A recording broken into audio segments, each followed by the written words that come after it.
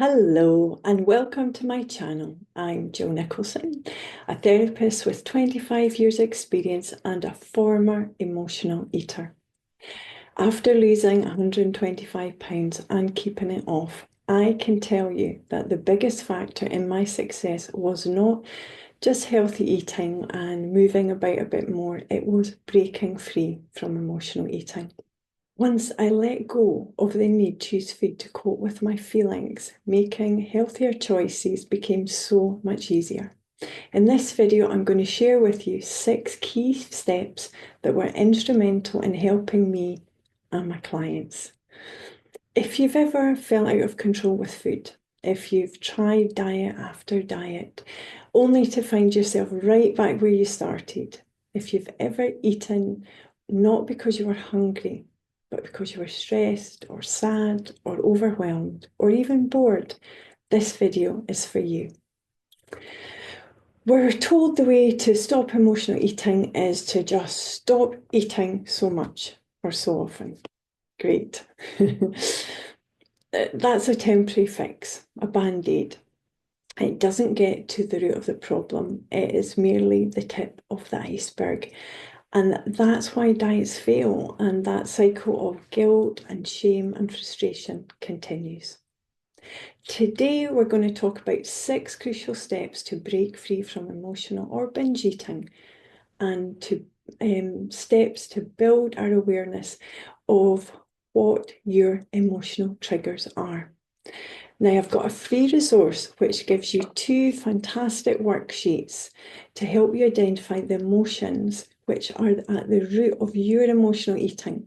The link is in the description and I encourage you to download them. This is it here. There's a little bit of information about me, but here's one of the worksheets. Do you ever not feel great, but you're not sure what you feel? Or maybe you feel a bit irritated, but you're not really sure why or what it's about. Well, this is a fantastic worksheet to help you identify and pinpoint and articulate what is the emotion underneath it. And then in the next worksheet, I take you through a deeper dive so you can work out what was the situation. What emotion did you notice first? And a few other questions, but at the bottom of it, what we have here is what is your primary emotional trigger? What triggers you the most? And that information is gold in order to break free from emotional eating. So I encourage you to download it. Now, you might be surprised by what you discover about the feelings, emotions, and thinking that tie you into emotional eating. You see, we need to make peace with food, and we do this not by controlling what's on our plate, but by understanding what's going on inside us. And we're going to ask a powerful question. What is eating you? You know, food noise, it's that relentless internal battle surrounding our relationship with food, a constant, exhausting dialogue in our minds about what we should eat, what we shouldn't eat, what we regret eating, the shame and the self-judgment that follows. It's a cycle really of self-persecution, where every bite feels like a moral failure or a test of willpower, leaving us trapped in a loop of defeat and hopelessness. At times, it can shift from rigid control to rebellion, swinging between restriction and indulgence, but never offering true peace. Food noise is not just about eating, it's about self-worth, it's about our patterns, and it's the unrelenting pressure to measure up, leaving us mentally and emotionally drained. So why we emotionally eat? Why do we turn to food for comfort? Emotional eating is not about a lack of willpower. It's about relief. Food can soothe stress, numb our discomfort, distract us from pain, or even bring a sense of control when life feels overwhelming. You see, the problem itself isn't the eating. The problem is that it's a temporary solution to a deeper issue. And when the food is gone, the feelings are still there, often stronger than before. Which leads to another question. What if, instead of focusing on what we eat, we focus on why we eat?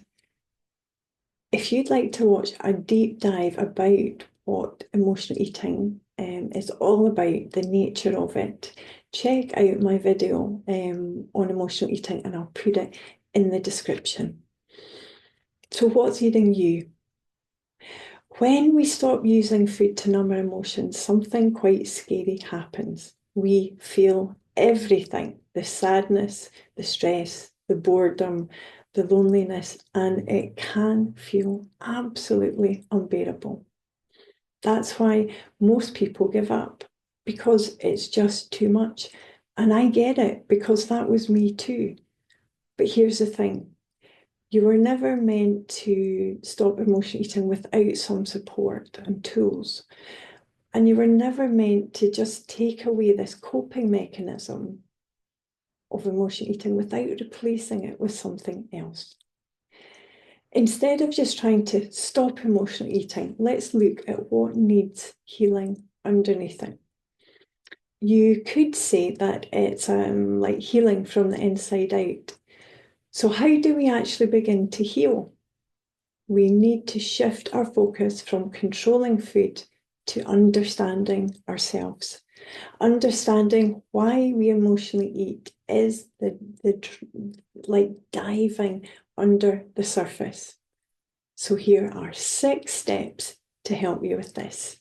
Step 1, connect with what is happening inside you. Now, this is where your worksheets are vital. Ask yourself, what am I feeling right now? Instead of reaching for food, pause, breathe. Get curious about what's happening or why you feel so disrupted or ratty or whatever you're feeling. It can be really useful to journal or talk to a friend, or even just name the emotion out loud. The goal isn't to fix it instantly. Excuse me. It's to acknowledge it. I guess you could say that we name it to tame it. Excuse me.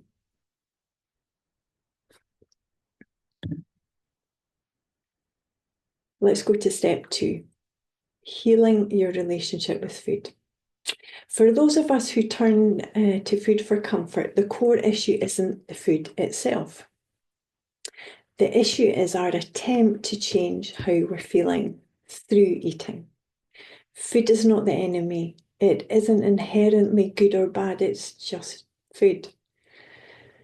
Rather than using food to suppress emotions, we can learn to nourish ourselves in healthier ways through self-care, getting enough rest, learning to regulate and calm ourselves in ways that are not always about food. So acknowledging that if food isn't the actual root of the problem, it can't be the solution is important. In other words, emotional eating is the secondary issue. The real challenge lies in what drives us to seek comfort in food, whether it's anxiety, unexpressed anger, feelings of inadequacy, or that need to numb emotions that we're just struggling to process. These underlying issues are the true cause, and addressing them is the key to healing. For some, the most helpful path is working through these deeper issues with a therapist, someone who can provide a safe space to explore, process, and resolve them. By getting to the root of the problem, we can begin to dissolve the primary issue, which could be the stress or the pressure of always feeling you need to be perfect. It then allows the secondary issue of emotional eating to gradually release naturally. Let's go to step 3.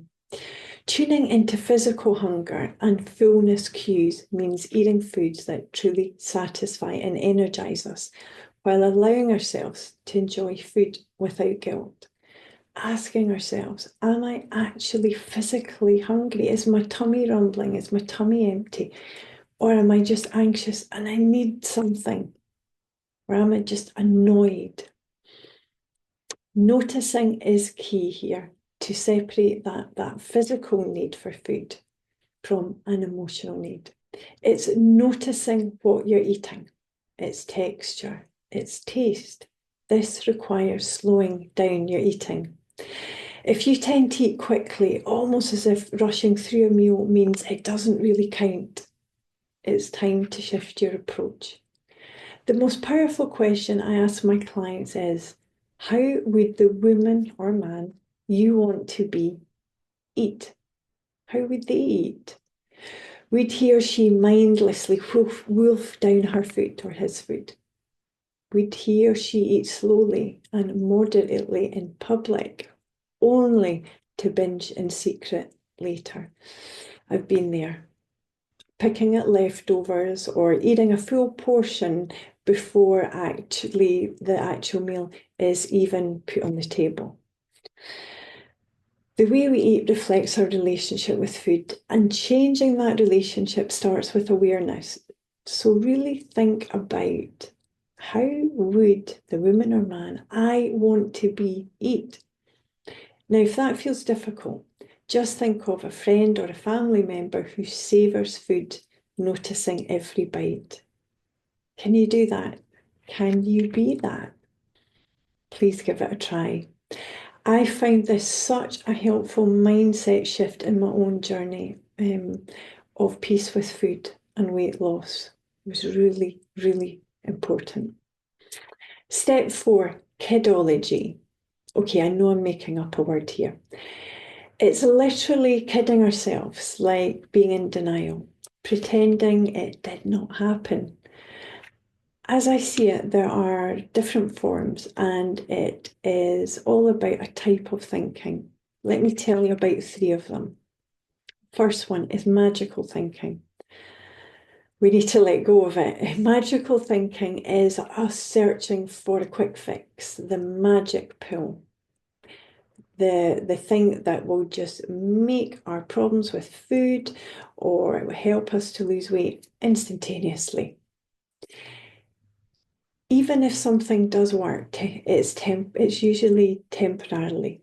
The weight often piles back on when someone stops that magic pill, leaving you feeling even more drained, frustrated, and I think a bit more helpless each time. So laying down the magical thinking is really crucial. Another kind of Kid-ology came from one of my besties, and it was a word he used, and the word is a snackcident.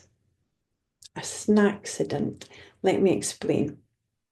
So he once said to me, "Oh, Jill, I've had a snackcident. I accidentally ate a whole bag of Doritos. It was an accident. It was a snackcident." I laughed and said, "So you just fell into a bag of Doritos by accident?" And he grinned, realizing he was trying to avoid kind of really owning his choice. And I get it. You know, snacks like Doritos, like Pringles, are literally designed to keep us eating. And that's a topic for another video.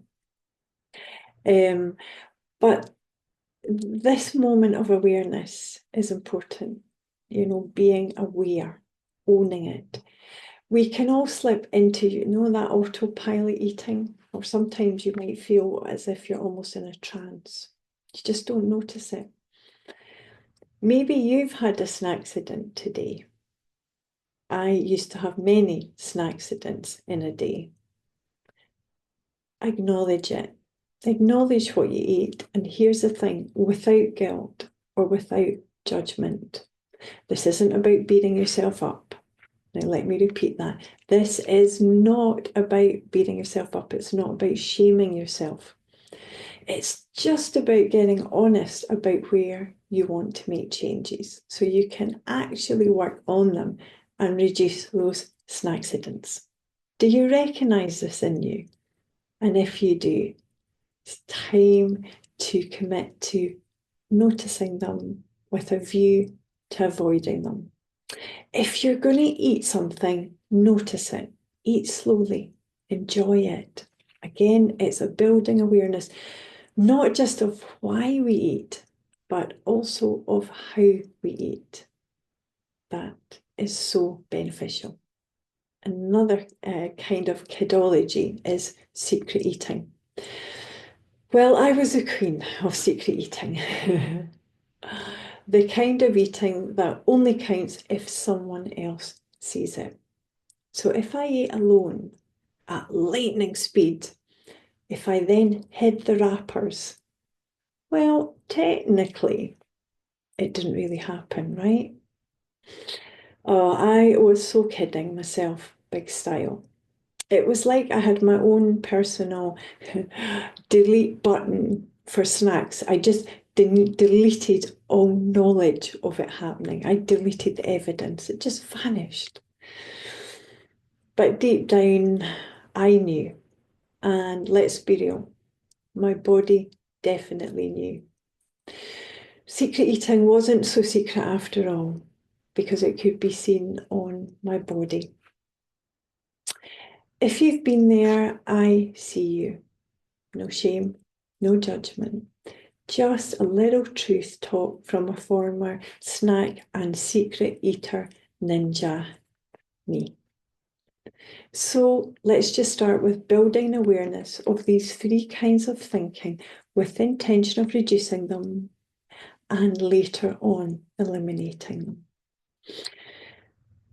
I say mostly because none of us should go for stopping anything, be it thinking or foods or patterns or habits, 100% of the time, because that's unrealistic. And now that goes for food as well as if you can, for example, eat healthier things for 80% of the time, you get a gold star, you've done really well. 20% eating that's less healthy, that's okay. Now, I say this because we need to go for something sustainable and doable so it works long term. Step 5, finding new ways to cope.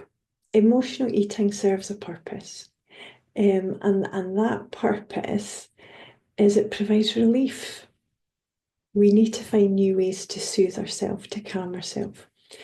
Instead of using food, try movement that feels good, not punishing, dancing to your favourite song, stretching, walking, deep breathing or meditation can be so helpful. In fact, I'm going to share with you a breathing exercise. You might want to do it with me just now. It's breathing in through our nose for your nose, my nose, for a count of 4, and then blowing out quite strongly through your mouth for a count of 6. Shall we do a couple together just now? Here goes. Breathe in through your nose for 4. And out for 6, forcefully. Let your shoulders just descend and relax. We do another one. In through your nose for 4. And out through your mouth for 6.